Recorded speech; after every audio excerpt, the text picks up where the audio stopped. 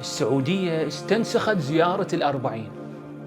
مثل ما سمعت، السعودية أعلنت عن مشروع مشي على الأقدام من مكة إلى المدينة يحاكي هجرة رسول الله صلى الله عليه وآله. في تجربة على خطى الرسول. يحاكي سيرة النبي. تجربة هجرة الرسول من مكة إلى المدينة. تجربة الهجرة. حتى لو تابع على رجوله. يعني الهجرة النبوية. الرحلة المباركة. زين، شنو تفاصيل هذا المشروع وشلون مقلدين به الزيارة؟ أنا أقول لك، المشروع عبارة عن رحلة تقدر تشارك بها مشيا على الأقدام المشاية، أو على الجمال مواكب التشابيه، أو التجربة الجماعية الكوسترات والحملدات، أو التجربة الفاخرة الVIP اللي ياخذوك بيها بسيارة خاصة وتعيش التجربة. وإحنا علماءنا وشيابنا وشبابنا وكبارنا وصغارنا ورجالنا ونسائنا كلنا نطلع بنفس الطريق وبنفس المستوى. أما على مستوى الخدمات، فأولا عندهم على طول الطريق اللي مسافته أكثر من 450 كيلو 30 مطعم و50 محل.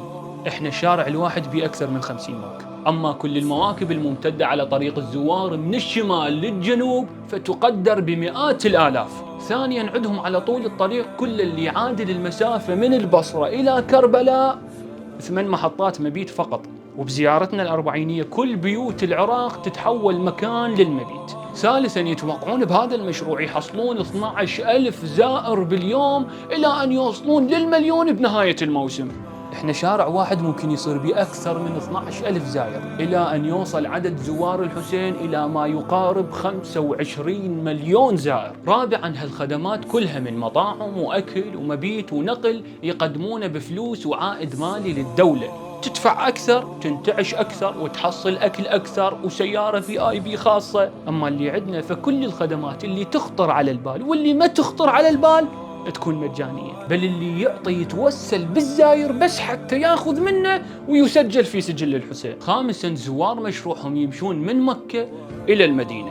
أما بزيارتنا فزوار الحسين يجون من كل دول العالم، من الجبل والتل والصحراء والبستان والبحر والنهر والجو والأرض، كلهم يمشون لحفيد رسول الله.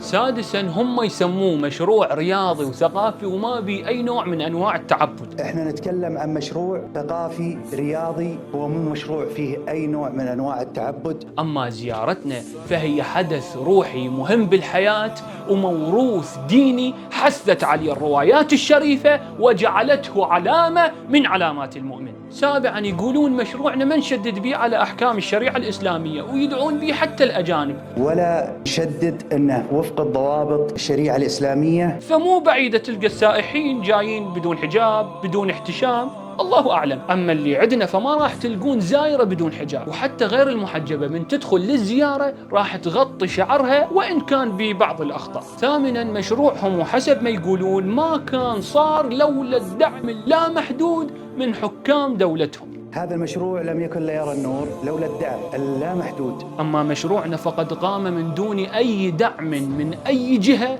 غير قلوب المؤمنين المحبة لإمامهم الحسين سلام الله عليه.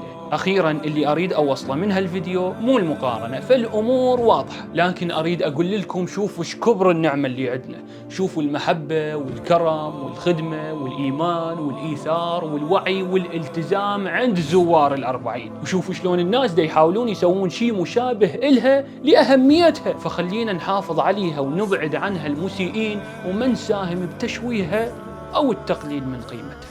ويا زاير، التزم بكلام وتوجيه الإمام الصادق المعصوم سلام الله عليه لما قال: إذا أردت زيارة الحسين فزره كئيب حزين مكروب شعث مغبر جائع عطشان، فإن الحسين قتل حزينا مكروبا شعثا مغبرا جائعا عطشان. غريب